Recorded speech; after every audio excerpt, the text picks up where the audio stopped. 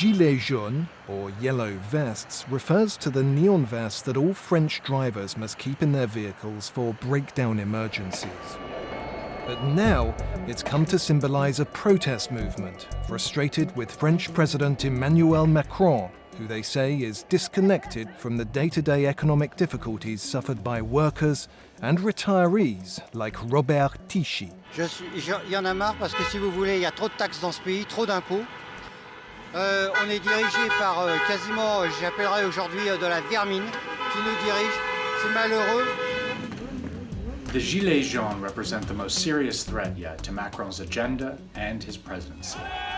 The movement started off in response to Macron's proposal to raise the fuel tax, but now its target is much broader. Protesters are seeking to reverse Macron's repeal of much of the wealth tax, and many want the president to resign.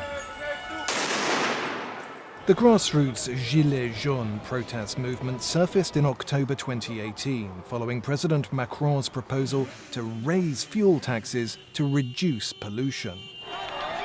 It began in rural communities, where people depend on cars to make a living, such as Serkan, a private hire driver.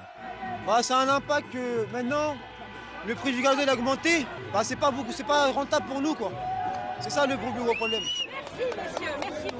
The Gilets jaunes movement is strongest in small cities and towns outside of France's big metropolitan areas. Wages there tend to be low, and French taxes are high. In fact, the OECD recently said that France is the most taxed economy out of all of its member countries. By mid-November, more than 250,000 people took part in Gilets jaunes protests, and in Paris in December, such events had descended into rioting. The movement, which mobilizes through social media platforms, has largely rebuffed the government's appeals to negotiate, discouraging representatives from sitting down with officials. Its appeal has now broadened too, becoming a rallying cry against the government and what protesters call a president of the rich. Paris residents like Rabar Mondes say people have had enough. Tous les politiques qui touchent des sommes importantes, mais pour le peuple, il reste que des miettes. The Gilets jaunes call President Macron president of the rich for a number of reasons, but the most important is his decision to repeal much of France's wealth tax. It doesn't help that Macron, a former investment banker, is himself a wealthy man.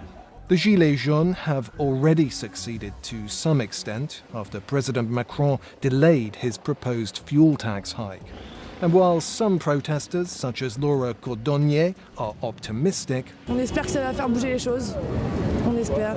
Others, like Benjamin Vrignot, take a different view about rising costs. De toute façon, ça va déclencher une guerre civile. Et moi, comme la plupart des citoyens qui sont là, je pense qu'on est tous prêts.